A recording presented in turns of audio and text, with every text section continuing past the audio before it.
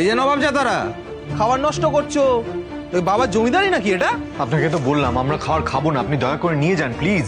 আমিও তো আগে বলেছি এখানে এই খাবারই জুটবে, কেউ বাড়ি থেকে ডাল তরকারি গরম গরম নিয়ে আসবে না, বুঝেছো? আমি ওনাদের জন্য খাবার এনেছি।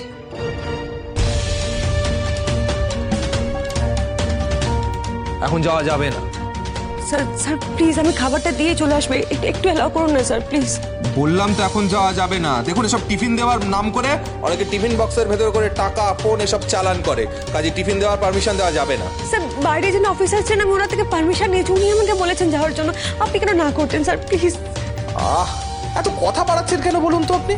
বলছি তো বাড়ির খাবার দেওয়া যাবে না, এটা লক আপ, এখানে এই খাবারই খেতে হবে। আর যদি না খেতে পারে তাহলে খালি পেটে গামছা বেঁধে চুপচাপ শুয়ে পড়বে, এটাই নিয়ম। স্যার আমি হাত জোড় করতে স্যার। তা আপনি যে ওনাকে এত নিয়ম শেখাচ্ছেন, থানার নিয়মগুলো আপনার মনে আছে তো? আমি ওনাকে পারমিশন দেওয়ার পরে ওনাকে আটকাবার অধিকার আপনাকে কে দিয়েছে? না মানে স্যার এই টিফিন বক্সে করে খাবারের জায়গায় অনেক সময় টাকা মোবাইল এসব চালান দেয়, তো তাই। তো সেটা যাতে না হয় তা দেখার ডিউটি আপনার। তাহলে আপনি ওনাকে খাবার দিতে অ্যালাউ করছেন না কেন? Sorry sir. আমি আপনাকে পারমিশন দিচ্ছি, যান গিয়ে খাবারটা দিয়ে আসুন।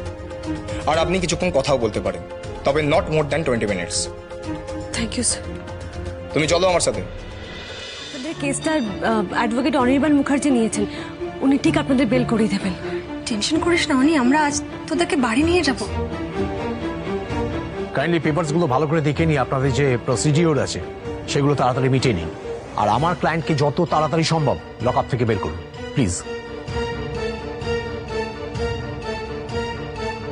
একটা কাজ করুন, আপনি মিস্টার রয় চৌধুরীকে ছেড়ে দিন। স্যার স্যার আমার ভাইকে ছাড়তে বলুন, আমার ভাইও তো আছে, মানে আমরা তো দুজনের বেলের অ্যাপ্লিকেশন দিয়েছি স্যার। সরি ম্যাডাম, অ্যাকচুয়ালি আপনার ভাই তো নন বেলেবল অফেন্সের চার্জে ধরা পড়েছেন, তাই আপনার হাজবেন্ডের জামিনটা হলেও ওর হবে না।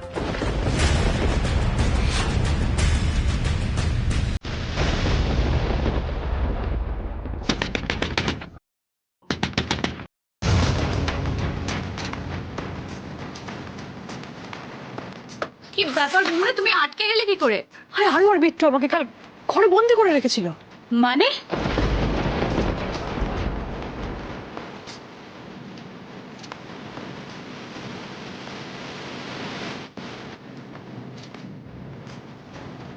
এবার বুঝতে পেরেছি, কালকে রাত্রে আরু আর বিট্টু আমার কাছে শোবে বলে, আমার কাছে গল্প শুনবে বলে কেন এত জোর করছিল।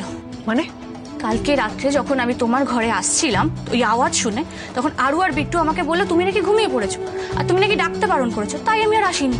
বাচ্চা দুটো আরু আর বিট্টু আমার জীবন অতিষ্ঠ করে রেখে দিয়েছে। আই এম শিওর আরু যা করছে আরোহীর বুদ্ধিতেই করছে। আরোহী কোথায়, তারও খবর নিচ্ছে আমি। বাড়িতে তো আর কেউ নেই বৌমনি, বাড়ির সবাই তো দাভাই আর টুবানের বেল করাতে গেছে, আর ছোট্টাম্মি আর কাকিমণি এরা দুজন মন্দিরে পুজো দিতে গেছে। বাড়িতে শুধু আরু আর বিট্টুই আছে, আর কেউ নেই। অনির বেল হোক না হোক, প্রথমে বিচ্ছু দুটোকে জব্দ করবো, তারপর আরোহী বাড়ি ফিরলে ওরও ব্যবস্থা হবে। এটা কি করে হতে পারে? অ্যাডভোকেট মুখার্জি, আপনি প্লিজ কিছুটা করুন, আগে বলুন না ওনাকে ওর ভাইকে ছাড়ার জন্য। ওর ভাইকে ছাড়তে না কেন? আমি আমার ভাই আমার হাজবেন্ড দুজনকে নিয়ে বাড়িতে চাই, প্লিজ প্লিজ কিছু করুন, আমি হাত জোড় করে রিকোয়েস্ট করছি, প্লিজ স্যার প্লিজ। পসিবল নয়। দেখুন আপনার ভাই মাদক দ্রব্য পাচার করছিল, আর সেই সময় আমাদের হাতে ধরা পড়ে, তাই জামিন পাওয়া ওর পক্ষে একদমই সম্ভব নয়। ওর কেসটা কোর্টে উঠবে, লম্বা প্রসেস আছে। মাদক পাচারের দায় ওকে শাস্তিটা পেতেই হবে ম্যাডাম, আর এটা এড়ানোর কোনো উপায় নেই। সরি, কি বলেন আপনি? কি বলেন উপায় নেই? বিনা দোষে কেন শাস্তি পাবে ও? ও একজনের কথা বিশ্বাস করে একটা অসুস্থ রোগীকে হেল্প করতে গিয়ে ওই ব্যাগটা ডেলিভার করতে গেছিল, সিম্পল। কিন্তু আপনারা ওর কথা বিশ্বাস করছেন না, অথচ যে মানুষটা ওর হাতে এগুলো তুলে দিয়েছে, যে ওকে এটা ডেলিভার করতে বলেছে, তাকে আপনারা অ্যারেস্ট করছেন না কেন? Why officer? Mister Roy Chowdhury, we are doing our duty. You are doing your duty. Okay okay okay okay, তাহলে আমাদেরকে এটাই ধরে নিতে হবে যে উইদাউট এনি প্রপার ইনভেস্টিগেশন একজনকে শাস্তি দেওয়াই হলো ন্যায়, ল, আর এটাই আপনাদের ডিউটি, তাই তো? অনি লিসেন, আমরা কথা বলছি তো, তুই একটু শান্ত না। না ভাস্কর, না তুমি কাকাকে ডাকছো কিসের জন্য? তুই আমার সঙ্গে না না না কাকাই দাঁড়াও, এক মিনিট। ওনার একটা ভুল করছেন, সেই ভুলটা বলা উচিত আমার। মিস্টার রয় চৌধুরী, আপনি অকারণে আমাদের ওপর শুধু শুধু রাগারাগি করছেন। আমরা কিন্তু আমাদের ডিউটিটা সবসময় ভালোভাবে করে থাকি। হ্যাঁ করেন করেন, কিন্তু এই ক্ষেত্রে করছেন, I am sorry to say, এই ক্ষেত্রে আপনারা ডিউটি ঠিক করে পালন করছেন না। শুধুমাত্র একটা মানুষের অভিযোগের ভিত্তিতে, একটা সার্কামস্ট্যান্সিয়াল এভিডেন্সের ভিত্তিতে একটা ছেলেকে এনে আটকে রেখে দিয়েছে এইভাবে। দেখুন মিস্টার রয় চৌধুরী, আপনার কথাটা আমরা বুঝতে পারছি, কিন্তু জানেন তো আইনের কাছে আমাদের হাত পাটা বাঁধা। দেখুন আপনাদের অপরাধটা প্রমাণ সাপেক্ষ, কিন্তু নিয়ম অনুযায়ী এখন শুধুমাত্র আপনার জামিনটাই আমরা গ্রাহ্য বলে ধরে নেব। কালকে সারা রাত ছেলেটা কি খেয়েছে কি করেছে কিছুই তো জানি না, তাই তাই সকাল সকাল উঠে ওর পছন্দ মতো ভাত, ডাল, আলু সিদ্ধ, মাছের ঝোল, বাঁধাকপি তরকারি সব রান্না করে ফেলেছি। ও যখন আসবে না আমি গরম করে ওকে খাইয়ে দেব। কিন্তু দাদা জানেন তো আরও এখনো ফোন করেনি। এতক্ষণে নিশ্চয়ই অনিরুদ্ধ, টুবান ওদেরকে ছেড়ে দিয়েছে বলুন। আর তিতলি, টুবানেরও তো বাড়ি আসার সময় হয়ে এলো।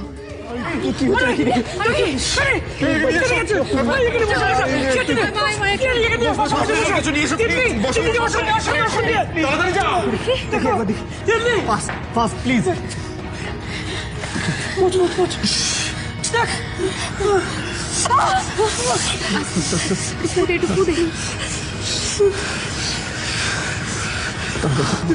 তুমি কেন ভাবছ আমি সামনে চলে আসো বলো তো? আমি তোমার মারতে চাইনি, শোনো। কি হয়েছে খবরদার বলছি, সবার সামনে 2 নম্বরে বইয়ের জন্য এত দরদ দেখিয়ে কিন্তু কোনো লাভ নেই। হ্যাঁ, আর আপনি যে কেমন মানুষ সেটা আমাদের জানা হয়ে গেছে। আমাদের গায়ে এসে আমাদের ছেলে গায়ে হাত তোলা, তোমার না ঠ্যাং গুড়িয়ে ফেলে দেবো। আর আরো এই পরিবারকে পুরো মুখে চুনকাই লেগে সারা গ্রামে ঘোরাবো। এরকম একটা নোংরা পরিবারের এই ধনেশ গন্ধে কোনো জায়গা নেই। খবরদার বলছি, সাবধান করছি আমি সবাইকে। এখানে যদি আরোহী বাড়ির লোককে কেউ অপমান করার চেষ্টা করে, আমার থেকে খারাপ কেউ হবে না, আমি বলে দিচ্ছি। কিন্তু আমার চোখ দেখাচ্ছে, আমাদেরকে চোখ দেখাচ্ছে। কি করার বলুন তো দেখি।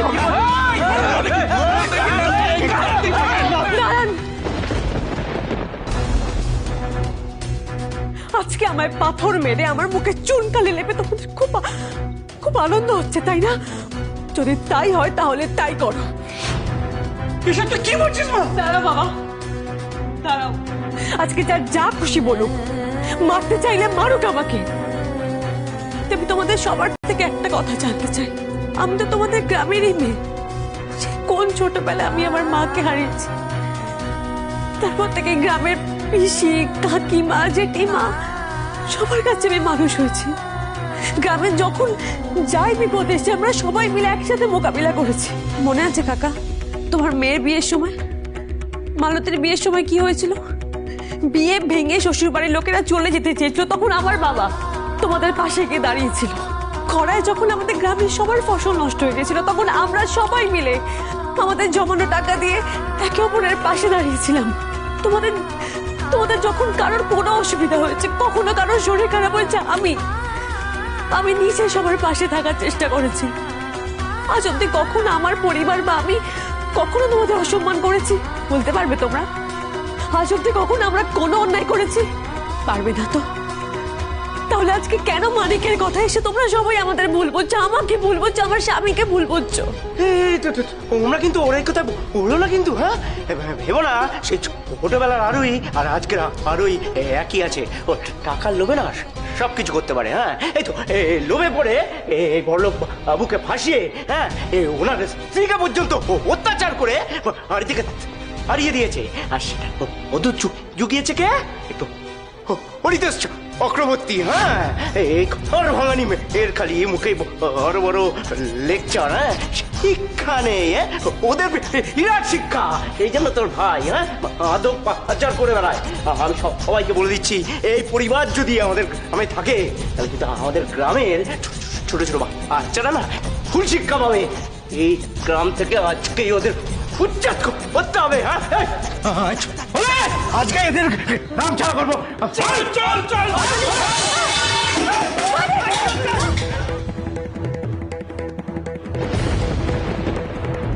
কি করছেন আপনারা? আপনারা দাঁড়িয়ে আছেন কেন? আপনারা মানিকের মতন একটা ছেলের কথা শুনে আজকে এই পরিবারের উপর অত্যাচার হতে দিচ্ছেন? হ্যাঁ, আটকান ওদেরকে, আটকান আটকান আপনারা, প্লিজ দয়া করে আটকান।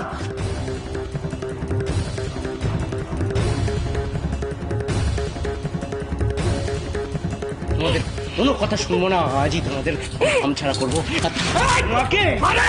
এখন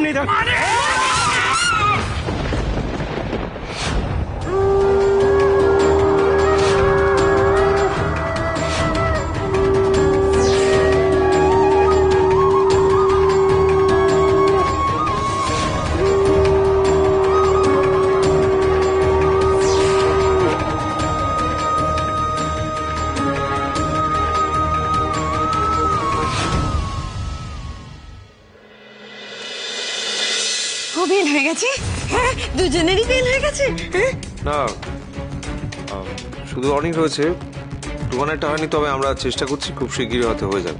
যত খুশি চেষ্টা করে নাও, কোর্টে কিন্তু কাউকে নির্দোষ প্রমাণ করা যাবে না। তাই অনি যতদিন বাড়িতে আছে একটুখানি যত্নতি করে নাও, তারপর তো টুবানের সঙ্গে ওকে পচে গলে মরতে হবে জেলে।